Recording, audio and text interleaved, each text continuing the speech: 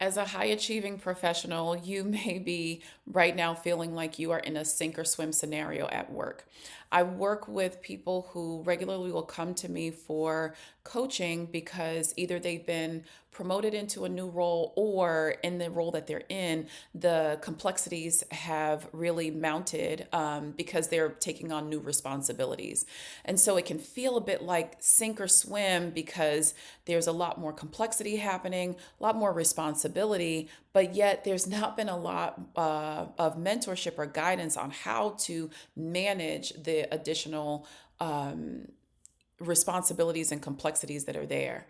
And so this is not uncommon. And I'll say this, typically going into a new role or taking on additional responsibilities, and here let me be clear, I mean management of higher stakes initiatives, strategic inputs around higher stakes initiatives, having greater visibility within your organization so people now see you as a go to and as a leader, and also externally in your industry, you may be seen more as a go to and as a leader. And then also more leadership over people and teams, right? So, this is what I mean when I say higher stakes.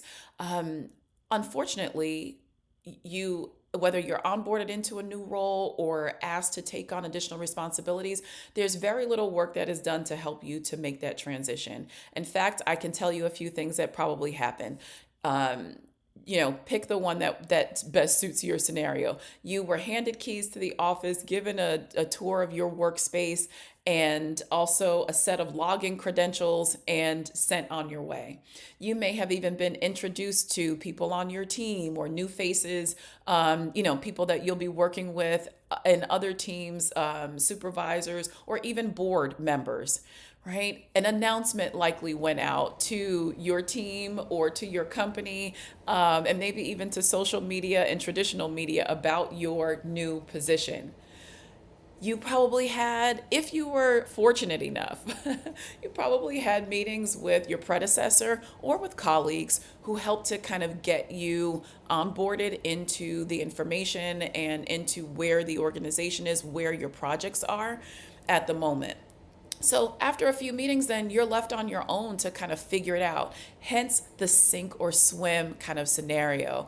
It can feel like a lot, right? And I want to say this is not an intentional slight. Remember, typically when a new role is being created or someone is being hired into a vacancy, or you're being asked to take on more responsibility, one of the common denominators there is that there's just more volume that has to be managed and potentially more complexity that has to be managed. And so this role is open and you're moving into it.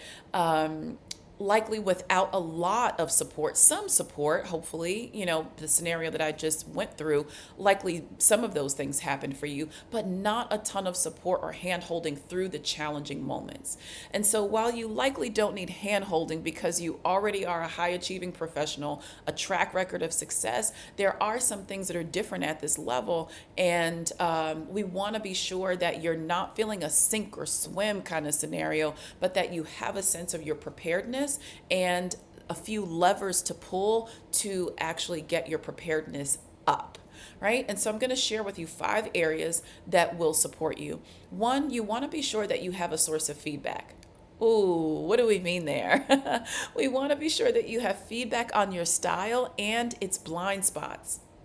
No one is perfect, and it's not about perfection, but it's about knowing where your strengths are and knowing how those strengths and also styles interplay with others who are on your team and others that you are working with. This is not about finding fault. This is not about finding weaknesses. This is not even about really strengthening weaknesses. We just want to understand what is your style, what are some of the blind spots there, so you know how to best interact and how to best partner with others. So do you have a source of feedback on your style? Candid feedback on your style. The second thing is relationships. Where are your relationships? Do you have the relationships that you need internally and externally to facilitate your work? So you want to start looking at that. How do you develop or strengthen? If you don't have them, you need them. If they're weak, you need to strengthen them. How do you develop key relationships at various levels to be able to facilitate your work? The third is you want to have an awareness of the resources that you need and that you have access to in order to get the job done successfully. What are the resources available to do what you're asking me to do in this job description? You want me to stand up a whole new program? Okay. Do I have team members to help me? Do I have funds to assist me? Do I have an administrative assistant? Do I have access to board members? Whatever it is you need. Do I have access to the resources that I need to get this work done? Fourth, do I have the information that I need to be able to do this work well? So, quality information is important. You want to be sure you understand from your those who are charging you with this new charge to get this work done, whether a strategic initiative, a new program, a new project, budgetary cuts, whatever it is that you are, efficiencies that you're being asked to put in place, whatever it is, you want to be sure that you have the right sources of information to help you contextualize the work that you are to be doing. And then finally, and these aren't in any particular order, they're just things that you want to understand in order to assess your preparedness for the new responsibilities that you have. You want to, fifth and final, have an understanding of the direction that you are to go in. So, what do I mean here? Setting the direction, the pace, and the outcomes to get to successful results, right? Am I clear about where north is? Am I clear about where due north is? So yes, I have heard that, with this role, there are new things that I'm supposed to take on or projects that I'm supposed to continue from before, but am I clear on the strategic direction that is here so that way you can begin to pace yourself in the work and also understand what the desired outcomes are for this work. What does the preferred future that we're working toward actually look like?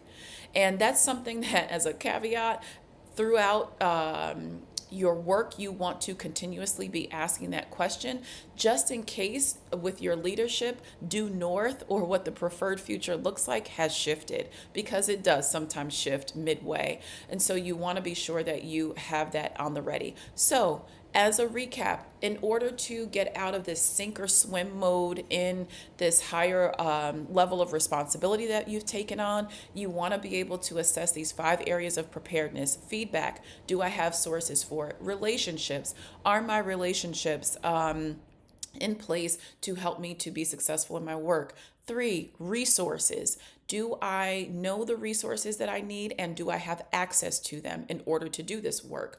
Fourth, information. Do I have the information that I need to be able to do this work and do it well? And fifth and final, do I understand the direction? What direction we're going in and what does the preferred future look like that we are working toward? And the caveat there, as I said, is continuously checking in throughout the process in case things have changed. Here's the thing. You can have help and support to get focused and to be strategic in your new responsibilities. You don't have to do this alone. And in fact, what ends up happening is people burn out very quickly because they take the same strategies that helped you be a great doer and implementer and think that it's going to be the same strategy that you need to be a great leader. Not so. You move from individual contributor to leader, the stakes are different, the complexities are different, and even what is under your purview is different. So check out opportunities for coaching that can help you to ease this transition, whether it's a new role, a promotion, or just simply greater responsibilities. We want to be sure that you're working well. And so, executive coaching, we offer 2 formats, actually more than 2 formats, but these are the core ones that in this particular scenario tend to be very helpful for people. So, check out those options below. I'd love to support you and see if there's opportunities for us to work together to get you out of this sink or swim in order to be successful.